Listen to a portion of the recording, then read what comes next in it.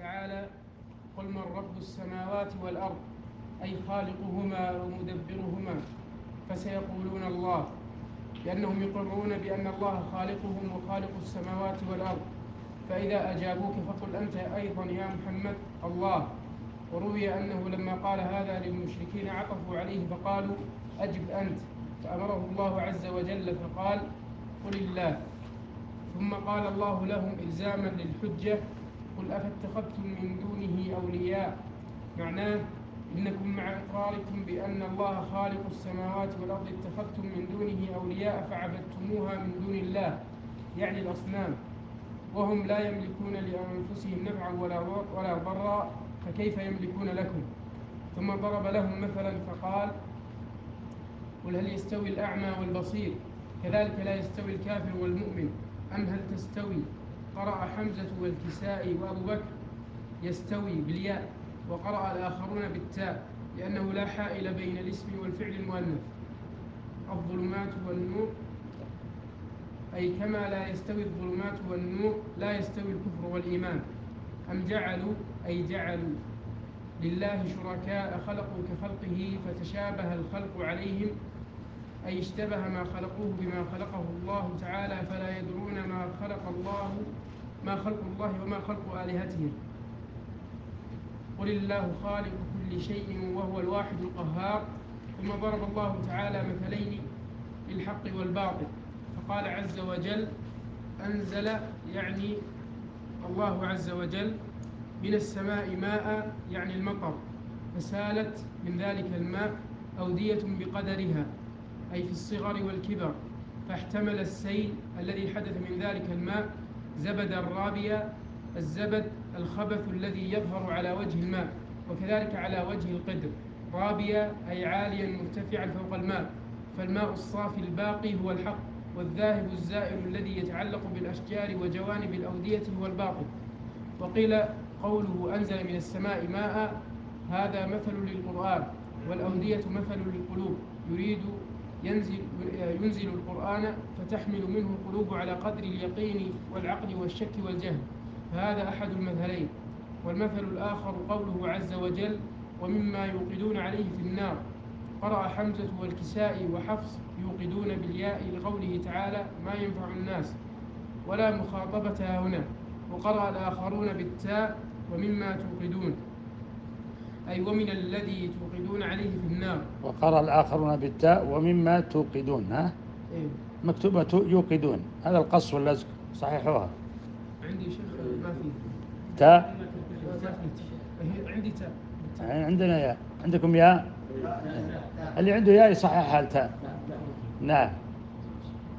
والإيقاد جعل النار تحت شيء ليذوب، ابتغاء حلية، أي لطلب زينة، وأراد الذهب والفضة لأن الحلية تطلب منهما، أو متاع، أي طلب متاع وهو ما ينتفع به، وذلك مثل الحديد والنحاس والرصاص والصفر، تذاب فيتخذ منها الأواني وغيرها مما ينتفع بها، زبد مثله.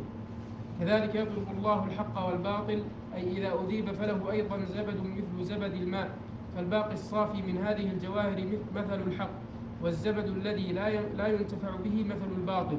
فأما الزبد الذي على السيل والفلز فيذهب جفاء، أي ضائعا باطلا، والجفاء ما رمى به الوادي من الزبد، والقدر إلى جنباته. يقال جفى الوادي وأجفأ إذا ألقى غثاءه، وأجفأت القدر وجفأت إذا غلت وألقت زبدها، فإذا سكنت لم يبق فيها شيء. معناه إن الباطل وإن علا في وقت فإنه يضمحل. وقيل جفاء أي متفرقة، يقال جفأت الريح الغيم إذا فرقته وذهبت به. وأما ما ينفع الناس يعني الماء والفلز من الذهب والفضة والصفر والنحاس، فيمكث في الأرض، أي يبقى ولا الفلز المعادن، يعني أي معدن يسمى فلز. لا. كذلك يضرب الله الأمثال. جعل الله تعالى هذا مثلا للحق والباطل، أي أن الباطل كالزبد يذهب ويضيع، والحق كالماء والفلز يبقى في القلوب. وقيل هذا تسلية للمؤمنين، يعني أن أمر المشركين كالزبد يرى في الصورة شيئا وليس له حقيقة، وأمر المؤمنين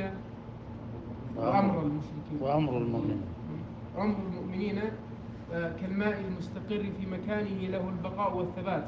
قوله تعالى: للذين استجابوا لربهم فجابوا لربهم فأطاعوه، الحسنى الجنة. والذين لم يستجيبوا له لو أن لهم ما في الأرض جميعا ومثله معه لافتدوا به، أي لبذلوا ذلك يوم القيامة افتداء من النار، أولئك لهم سوء الحساب. قال إبراهيم النخعي: سوء الحساب أن يحاسب الرجل بذنبه كله لا يغفر له من شيء، ومأواهم في الآخرة جهنم وبئس المهاد الفراش، أي بئس ما مهد لهم. نعم. بسم الله الرحمن الرحيم. الحمد لله رب العالمين، صلى الله وسلم على نبينا محمد وعلى آله وصحبه أجمعين. اللهم علمنا ما ينفعنا وانفعنا بما علمتنا وزدنا علما يا رب العالمين. سبحانك لا علم لنا إلا ما علمتنا إنك أنت العليم الحكيم. يقول الله عز وجل: قل من رب السماوات والأرض قل الله، قل فاتخذتم من دوني أولياء لا يملكون لأنفسهم نفعا ولا ضرا، قل هل يستوي الأعمى والبصير أم هل تستوي الظلمات والنور أم جعلوا لله شركاء خلقوا كخلقه فتشابه الخلق عليهم، قل الله خالق كل شيء وهو الواحد القهار. بين الله عز وجل في هذه الآية يأمر نبيه صلى الله عليه وسلم أن يقيم الحجة على المشركين الذين يقرون بالربوبية ويثبتون أن الله رب السماوات والأرض وخالقهما وموجدهما، فإقرارهم وينكرون أن الله واحد أحد فرد صمد لا معبود بحق إلا هو سبحانه، فيقول: قل من رب السماوات والأرض، يعني أنتم تقرون أن الله رب السماوات والأرض، فكيف تتخذون من دونه أولياء؟ وهذه الأولياء التي اتخذتموها لا تملك شيئا لنفسها، لا نفعا ولا ضرا ولا حياة ولا موتا ولا نشورا، كما أخبر الله عز وجل في آيات. قل هل يستوي الأعمى والبصير أم هل تستوي الظلمات والنور؟ بين الله عز وجل أحوال متقابلة بين العمى والإبصار والظلمة والنور، هذه أمثلة متقابلة، العاقل يعرف الفرق بينها جليا. فكذلك الفرق بين هذه الآلهة التي لا تنفع ولا تضر وبين الله الواحد القهار الذي خلق كل شيء وأوجد هذه المخلوقات والتي سبق ذكرها في أول هذه السورة: الله الذي خلق السماوات بغير عمد ترونها. ذكر آيات كثيرة في شأن خلقه سبحانه، فقال: قل الله خالق كل شيء وهو الواحد القهار، فهو المستحق للعبادة، الواحد الذي لا شريك له، القهار الذي قهر جميع خلقه، فينبغي أن تصرف العبادة له وحده سبحانه. ثم بعد ذلك قال: أنزل من السماء ماء فسالت أودية بقدرها فاحتمل السيل زبدا رابيا ومما يوقدون عليه في النار ابتغاء حلية أو متاع زبد مثله كذلك يضرب الله الحق والباطل، فأما الزبد فيذهب جفاء وأما ما ينفع الناس فيمكث في الأرض كذلك يضرب الله الأمثال. هذا مثل أو مثلين، هذان مثلان ضربهما الله عز وجل، وكثيرا ما يضرب الله عز وجل الأمثال في كتابه، وقد قال الله عز وجل: وتلك الأمثال نضربها للناس وما يعقلها إلا العالمون. قال أحد السلف: إذا مر بي مثل ولم أفهمه ولم أعلمه حزنت على نفسي، لأن الله عز وجل قال: وتلك الأمثال نضربها للناس وما يعقلها إلا العالمون. فينبغي لنا يا إخواني أن نتدبر أمثلة القرآن التي ذكرها الله عز وجل في كتابه في كثير من آياته. وهذان مثلان ضربهما الله عز وجل، فقال: أنزل من السماء ماء. وقد ذكر الله عز وجل في هذه السورة الماء الذي ينزله الله عز وجل من السماء ومن السحاب الثقال، هو الذي يريكم البرق خوفا وطمعا وينشئ السحاب الثقال. فبين الله عز وجل أنه أنزل من السماء، يعني من هذه السحب التي الله عز وجل ينشئها ويسيرها ثقالا تحمل المطر يصيب برحمته من يشاء سبحانه. فينزل المطر من السماء فتسيل الأودية كما يشاهد الخلق جميعا. إذا نزل المطر من السماء بدأت هذه الأودية بالجريان تسيل. وهكذا الله عز وجل خلق الأرض وجعل فيها أودية وأنهارا وسبلا سبحانه. فهذه الأودية تتلقف هذا المطر النازل وتسير به، والأودية مختلفة ما بين واد صغير وواد كبير. هكذا خلق الله عز وجل هذه الأودية، فقال فسالت أودية بقدرها، يعني في وادي كبير وفي وادي صغير كل بقدره. فاحتمل السيل زبدا رابيا، فلما نزل هذا الماء من السماء وبدأت هذه الأودية تسيل والشعاب تسيل، فإن الماء إذا سال وجرى في هذه الأرض فإنه يأخذ معه الزبد ويظهر على سطحه الزبد ويحمل ما يجده في هذه الأودية، فتكون فوق هذا الماء. ومنه الزبد الذي نراه أبيض يجتمع ويطفو على سطح هذه الأودية، وهذا الماء الذي يجري سبحان الله. فيقول الله عز وجل فاحتمل السيل زبدا رابيا، يعني فوق الربوة هي والرابي هو العالي، يعني عاليا فوق هذا الماء. ومما يوقدون عليه، هذا المثل الثاني الذي أشار إليه العلماء منهم ابن القيم رحمه الله كثيرا ما يشير، والإمام ابن كثير رحمه الله في تفسيره إلى هذين المثلين، فيقول ضرب الله مثلين، مثلا مائيا ومثلا ناريا. فهذا الأول مثل مائي، والمثل الناري الثاني هو الذي قال الله عز وجل فيه ومما يوقدون عليه في النار. مثل ناري، ومما يوقدون عليه في النار ابتغاء حلية أو متاع زبد مثله، ابتغاء حلية أو متاع زبد مثله. فالحلية والمعادن تستخرج من الأرض، هكذا الله عز وجل جعل الأرض فيها هذه المعادن التي تنفع الناس وتفيد الناس، يستخرجونها من الأرض. ومما استخرج أخيرا هذا البترول الذي غير الأرض وغير أحوالها، ولكن في السابق كانت هذه المعادن موجودة، الذهب والفضة والنحاس والحديد كله في الأرض، فيستخرجه الناس، وأشار إليها البغوي رحمه الله بالفلز إنها المعادن. فإذا أخرجت هذه المعادن فإنها لا بد أن يكون فيها الشوائب، تكون فيها شوائب من الأرض. وكيف تستخرج وتصفى؟ بالنار، توقد النار وتعرض على النار فتذهب هذه الشوائب ويبقى المعدن إما ذهبا وإما فضة وإما نحاسا وإما حديدا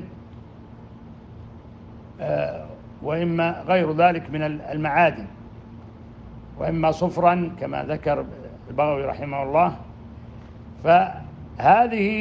هذا المثل ضربه الله عز وجل أيضا بمثل النار، أنه يوقدون النار فيبقى الشيء النافع المفيد الذي هو مطلب من استخرجه من الأرض، فإنهم يطلبون الذهب والفضة ثم يعرضونها على النار لتنقى من الشوائب وتخلص من الشوائب.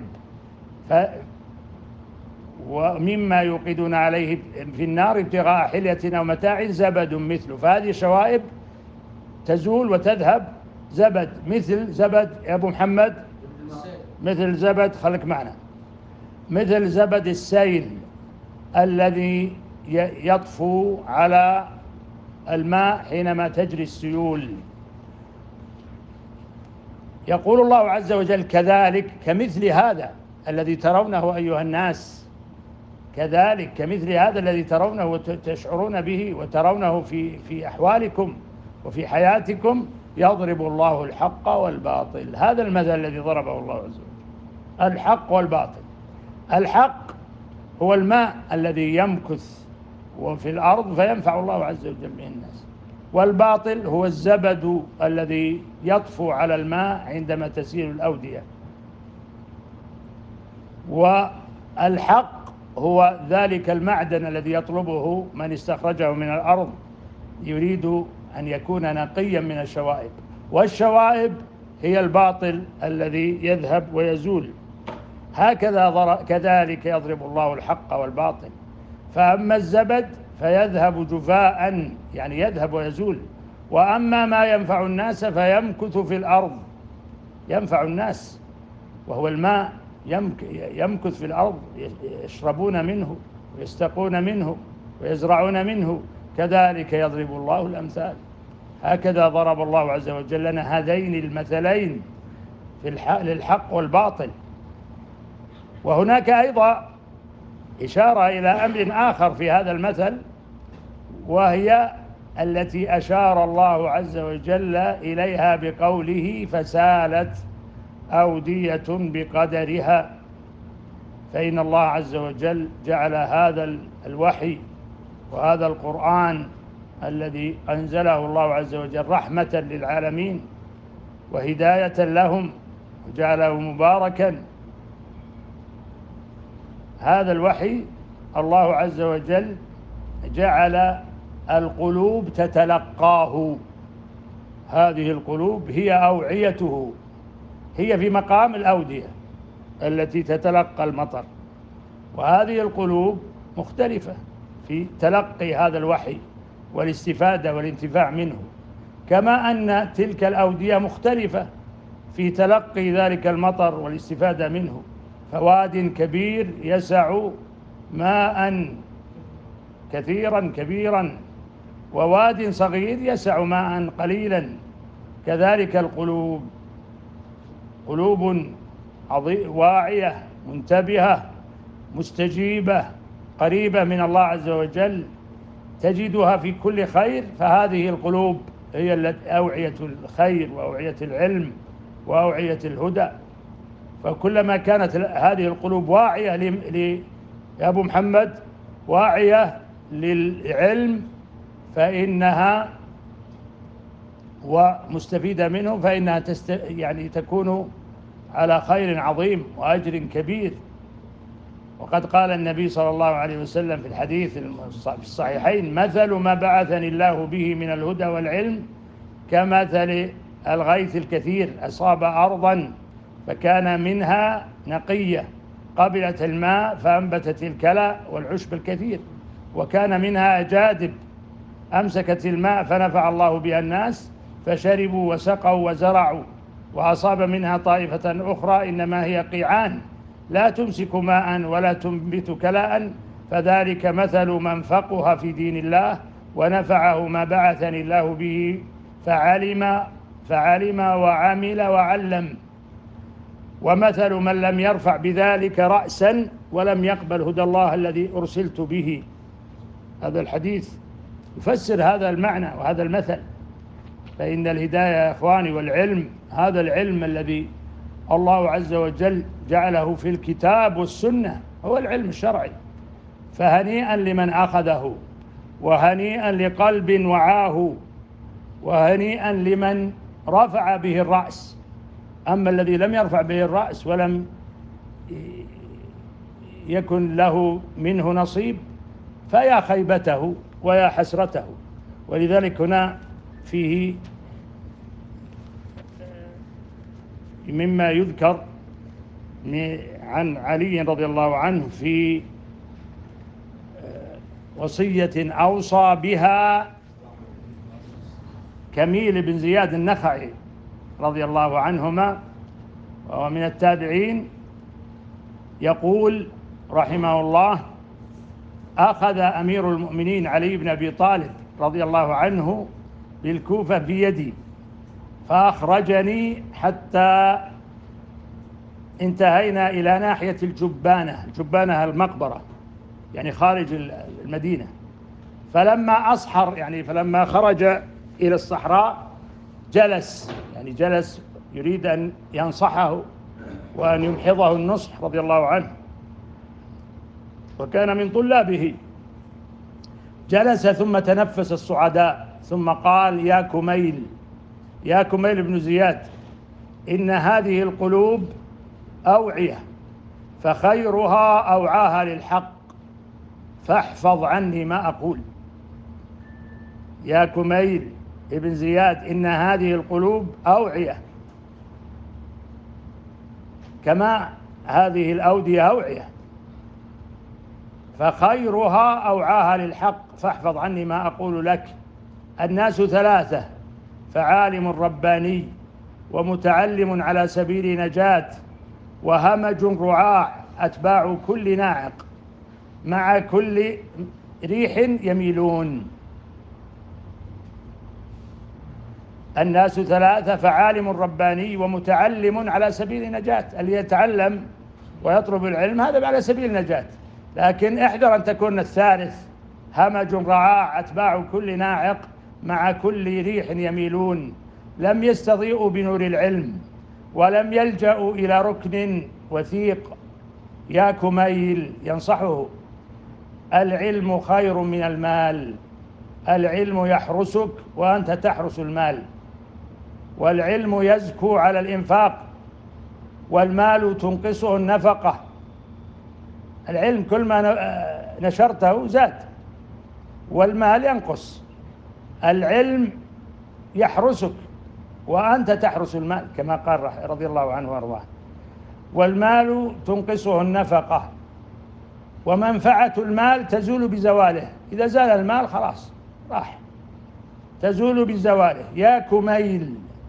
يا كميل ينادي كميل بن زياد: محبة العالم دين يدان بها.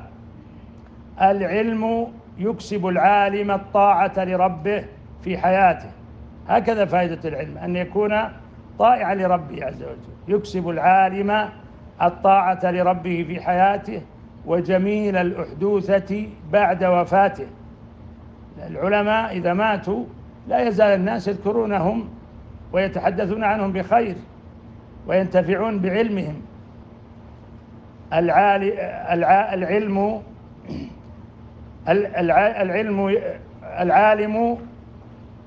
ايش؟ العالم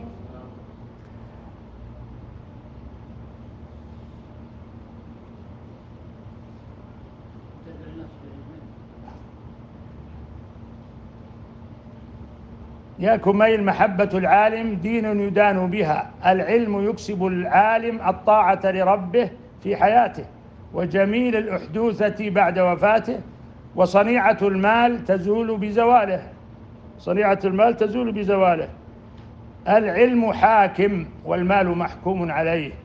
العلم حاكم والمال محكوم عليه. يا كميل: مات خزان الأموال وهم أحياء. يموتون وهم أحياء، إذا كبروا وهرموا صابهم الخرف حتى لا يعرفه الناس ولا يأتون إليه، انتهى، حتى يحجر عليهم من أقرب الناس إليه. سبحان الله. مات خزان الأموال وهم أحياء، والعلماء باقون ما بقي الدهر. أعيانهم مفقودة، يعني بيننا مفقودة. الشيخ بن باز بن عثيمين ماتوا رحمهم الله. أعيانهم مفقودة، وأمثالهم في القلوب موجودة.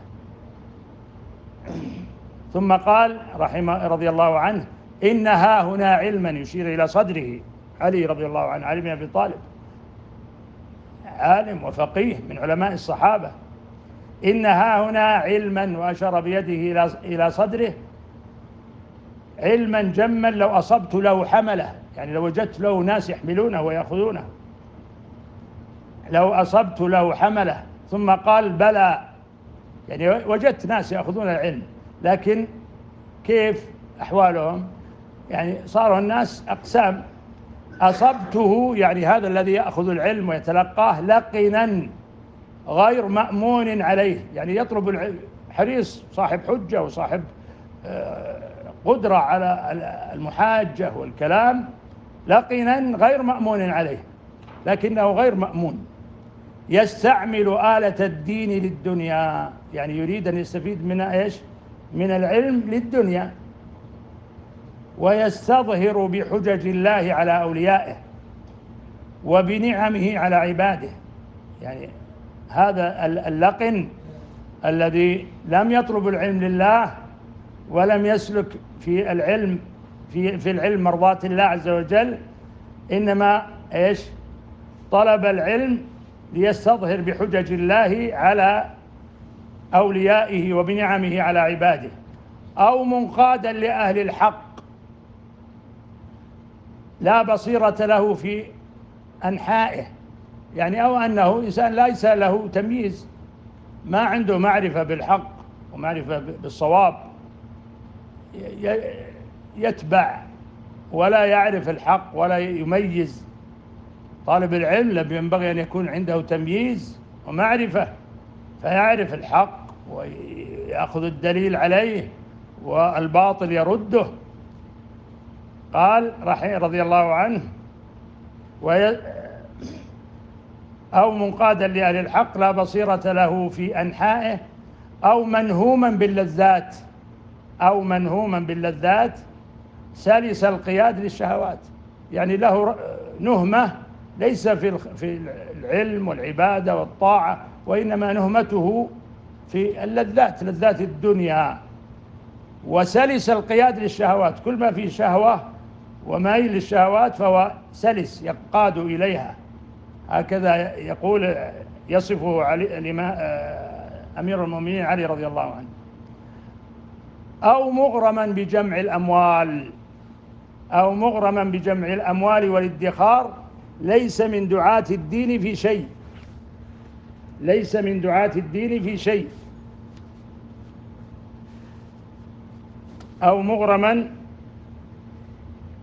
بجمع الأموال والادخار ليس من دعاة الدين في شيء، أقرب شبها بهم الأنعام السائمة. لذلك يموت العلم بموت حامليه، يعني هكذا قال رحمه رضي الله عنه، يعني يموت العلم بموت حامليه. إذا كان هذا الحال ذهب العلم. ولذلك يعني تأسف رضي الله عنه وأراد أن ينصح هذا كميل بن زياد حتى يأخذ عنه العلم، ثم قال اللهم بلى، لا تخلو الأرض من قائم لله بحجته، إما ظاهرا مشهورا وإما خائفا مغمورا، لئلا تبطل حجج الله وبيناته. يعني استدرك رضي الله عنه أنه لا بد أن يبقى في الأمة من يقوم بهذه المهمة العظيمة الجليلة، وهي العلم ونشره وأخذه، وأن يكون هدفه من العلم مرضاة الله عز وجل والدار الآخرة. لا هو يريد شهادة ولا يريد منزلة ولا يريد مكان. قائم لله إما ظاهرا مشهورا وإما خائفا مغمورا، لئلا تبطل حجج الله وبيناته، لئلا تبطل حجج الله وبيناته. وكم وأين أولئك، يعني يتساءل أين هم أولئك؟ والله هم الأقلون عددا الأعظمون عند الله قدرا، بهم يدفع الله عن حججه حتى يؤدوها إلى نظرائهم ويزرعوها في قلوب أتباعه. يعني هكذا الطريق الذي يسلكه هؤلاء الذين أخذوا العلم بصدق وإخلاص، يسلكون بهذا الطريق، وهو الذي وصل إلينا العلم بهذا الطريق.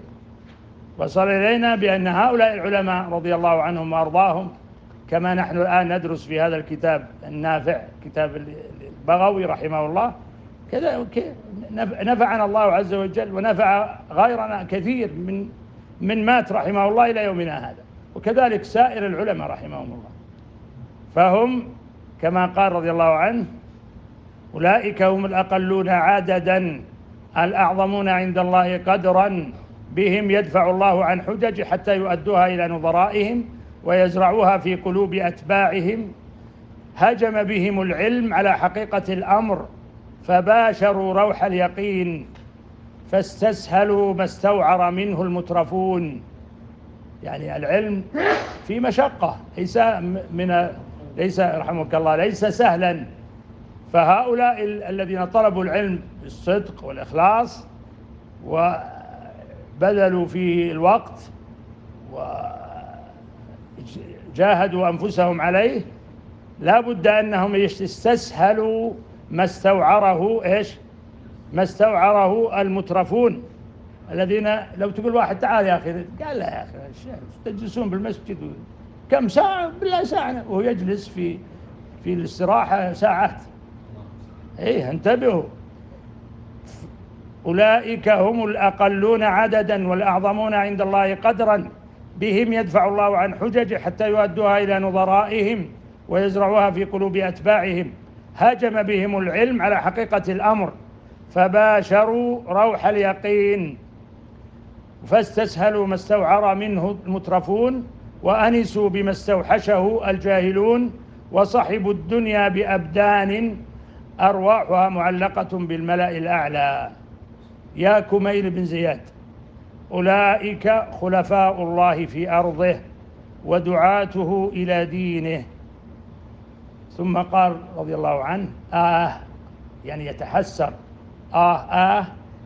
شوقا إلى رؤيتهم، وأستغفر الله لي ولك، إذا شئت فقم.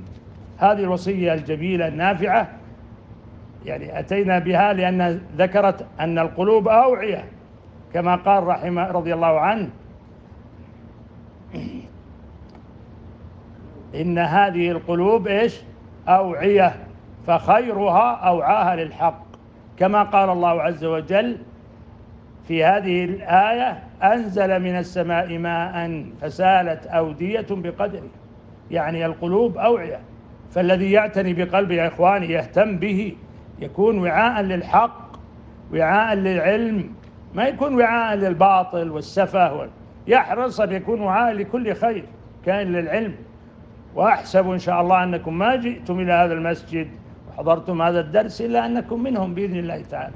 فنسأل الله أن ينفعنا بهذا العلم وهذا القرآن، وأن يجعل قلوبنا أوعية للعلم.